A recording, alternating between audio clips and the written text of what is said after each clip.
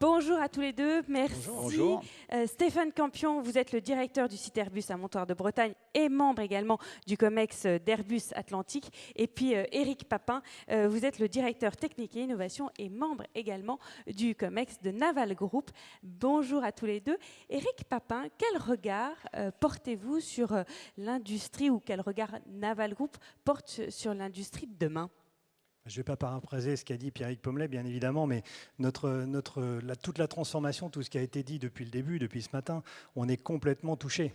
C'est-à-dire que même si on a une entreprise de défense, la problématique de transition énergétique, la problématique d'être centré sur l'humain, la problématique de regarder ce qui se passe autour de nous, d'être inclusif et de travailler avec notre écosystème, c'est notre ADN, en fait. Parce que sur les bateaux, l'énergie, vous savez tous que dans les forces armées, on périt par le ravitaillement.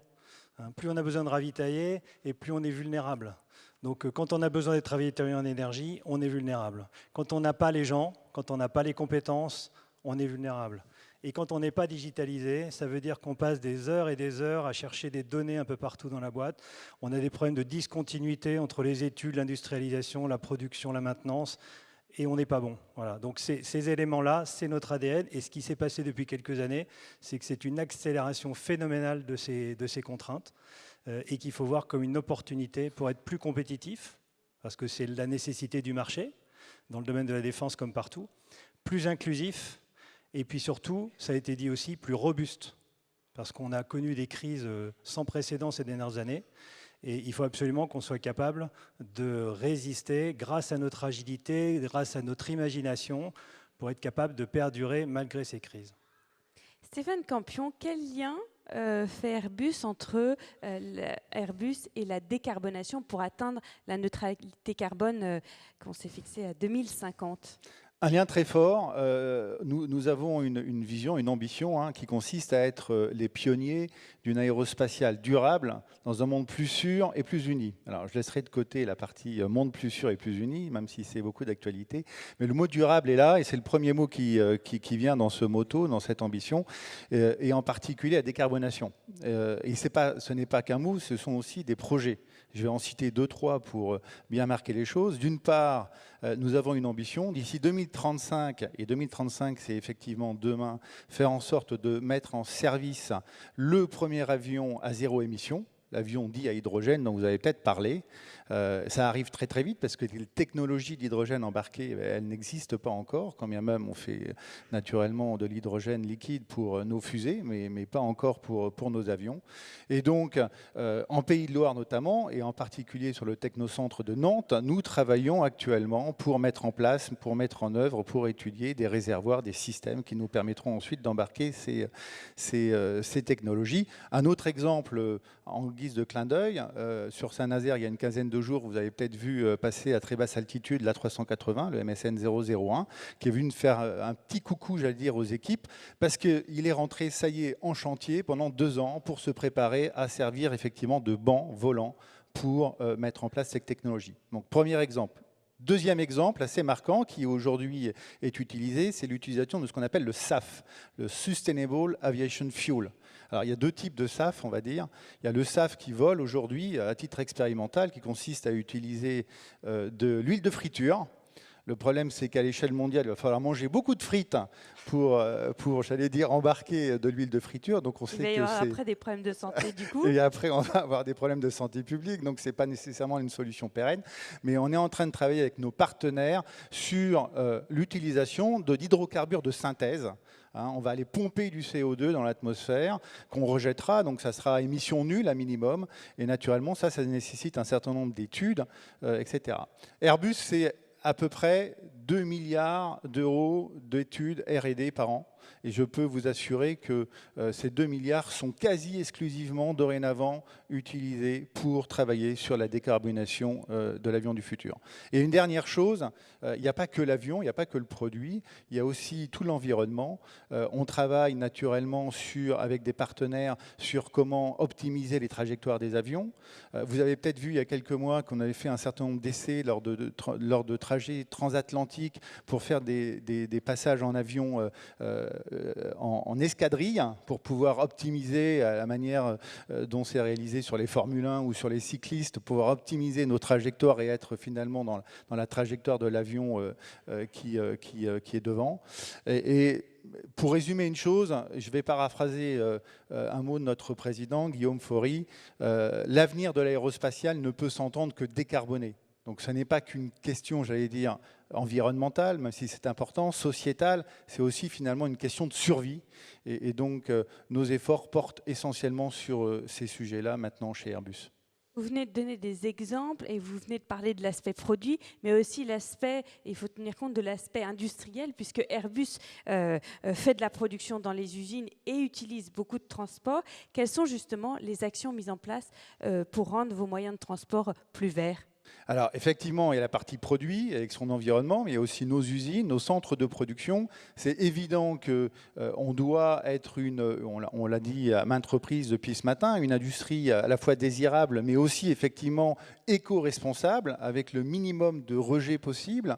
Donc là-dessus, on a des objectifs qui sont très très clairs, issus notamment de la conférence de Paris, avec les hypothèses d'augmentation de température de 1,5 degré. Donc l'objectif, il est chiffré. Moins 63% à horizon 2030-2035 de consommation, enfin d'émissions de CO2 dans l'ensemble des sites industriels du groupe Airbus. Donc naturellement, là, il y a tout un panel, j'allais dire, de solutions et d'investissements qui en découleront, qui sont sur la table, depuis l'utilisation d'énergie verte, d'électricité verte, depuis la réduction des consommations d'eau, notamment moins 50% d'ici 2030. Et ces données sont chiffrées. Nous allons mettre un nombre important d'investissements autour de la table. Et je finirai par un petit clin d'œil à mon collègue de la journée.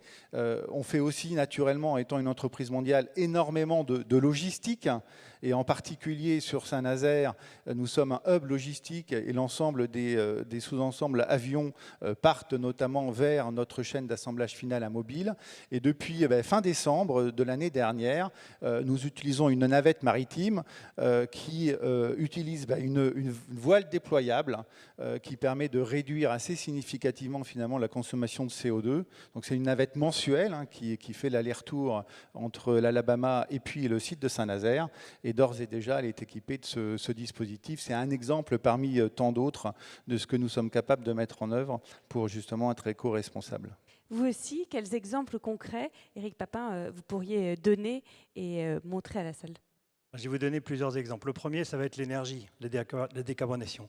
Alors nous avons des impératifs qui sont des navires de combat. Donc les voiles sur les navires de combat, ça pose quelques problèmes quand on doit utiliser les senseurs, les radars, les missiles. Donc on a essayé, mais finalement, on a considéré que ce n'était pas une bonne solution. Par contre, on regarde sur tout ce qui est le pilotage de l'énergie. Donc mettre des capteurs un peu partout, de l'intelligence artificielle pour savoir comment les marins utilisent l'énergie à bord des bateaux et leur donner des solutions pour optimiser cette consommation d'énergie.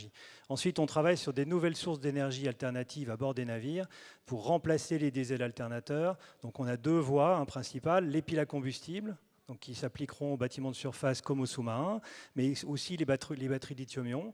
Et tout ça, ça suppose une hybridation des usines électriques des navires qui impose beaucoup d'innovation, beaucoup de R&D, pour être capable de faire ça sans perdre naturellement les performances militaires, mais c'est donner cette flexibilité. Ça, c'est le premier exemple. On a tout ce qui va aussi autour de l'hydrodynamique. Ça, c'est aussi dans l'ADN de Naval Group, mais on travaille pour gagner tous les pourcents qu'on peut gagner sur les besoins en énergie pour la propulsion des navires.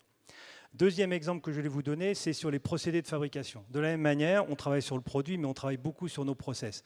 Et on essaye de faire, alors on ne parle pas forcément d'usine 4.0, nous. Alors pourquoi ? Parce qu'avec notre conseil scientifique, et je rends hommage à Sophie Bretéché, qui est la vice-présidente de notre conseil scientifique qui est dans la salle, quand on a parlé de nos procédés, on nous a dit, parce qu'on a des sociologues dans notre conseil scientifique, mais où est l'homme dans tout ça ? Et on a réfléchi, on s'est dit, mais finalement, c'est vrai. Nous, on n'est pas une entreprise de grande série. On est une entreprise d'artisanat, en réalité.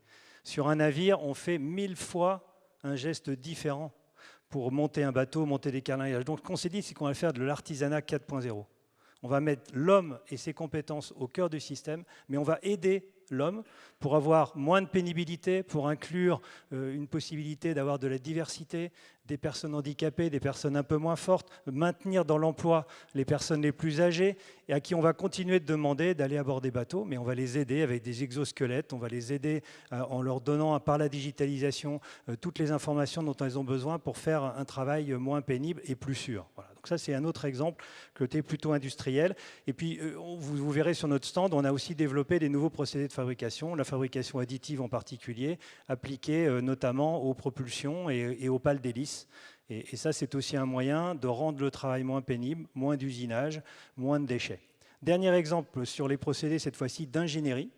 Parce que finalement, l'ingénierie, c'est la clé aussi. C'est-à-dire on a, par la digitalisation, la capacité de rendre finalement continu un process de conception, notamment prenons l'exemple des propulseurs, la meilleure hydrodynamique possible du propulseur. Ça nécessite des formes parfois très compliquées qu'on ne sait pas faire avec des méthodes traditionnelles. Et bien, quand on fait le lien avec la fabrication additive, on arrive à donner au concepteur hydrodynamique tout de suite le lien entre est-ce que ce que je suis en train de dessiner et qui est bien meilleur en termes de rendement, de discrétion acoustique, est-ce que je sais le fabriquer ?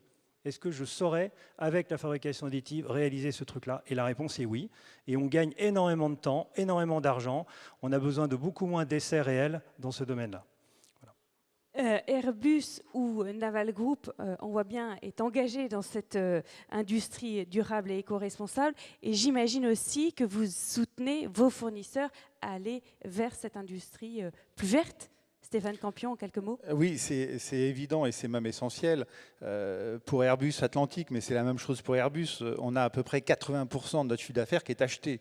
Donc il est évident que sans nos fournisseurs et sans nos partenaires, tout ce que j'ai dit ne sert à rien. Alors, encore une autre évidence, je ne parle pas des motoristes qui sont complètement impliqués dans tous les sujets dont j'ai parlé, que ce soit le SAF ou que ce soit l'avion à hydrogène, mais également tous les autres partenaires, les partenaires locaux, mais l'ensemble des partenaires internationaux sont à la fois complètement convaincus des enjeux, parce que c'est notre survie à tous, comme je l'ai dit tout à l'heure, mais c'est aussi effectivement une dynamique et les sujets ont été aussi abordés tout à l'heure.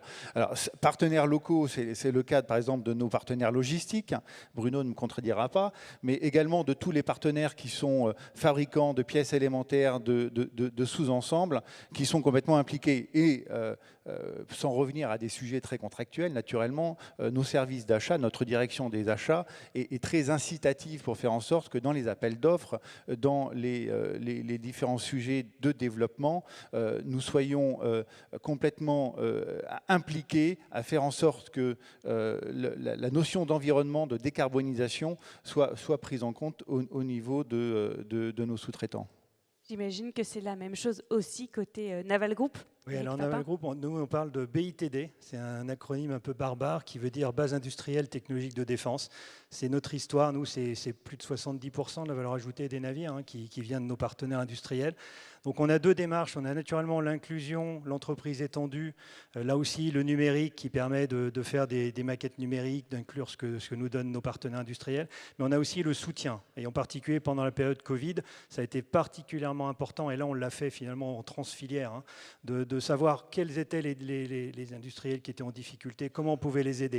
Et il y a des grands virages sur lesquels, pour nous, grands groupes, c'est assez facile de les prendre, la cybersécurité, tout un tas de choses comme ça, mais quand on se met à la place d'une TPE, d'une PME, c'est très compliqué si on doit être cybersécure, si on doit être RSE, si on doit être digitalisé, en interface avec tous les partenaires et tous les clients qui nous donnent, qui sont nos donneurs d'ordre. Donc il faut qu'on aide l'ensemble de cet écosystème à comprendre ce qu'on veut et à mutualiser par exemple des formations pour les aider à appréhender les ramp-up de nos grands programmes et de se mettre au niveau de ce qu'on attend. Parce qu'on ne le fait pas pour les embêter, on le fait parce que si nous, on n'arrive pas à être au niveau, on n'arrivera pas à leur maintenir aussi à eux une activité. Donc c'est notre intérêt collectif et je pense que ce que démontre cette initiative aujourd'hui, c'est vraiment la force du collectif. On n'y arrivera que tous ensemble et si on va au cercueil, on ira tous ensemble. Voilà.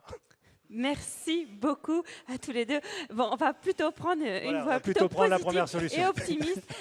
La première solution. Merci à tous les deux d'être venus nous présenter votre regard sur l'industrie du futur. Merci beaucoup. Merci à vous. On les applaudit.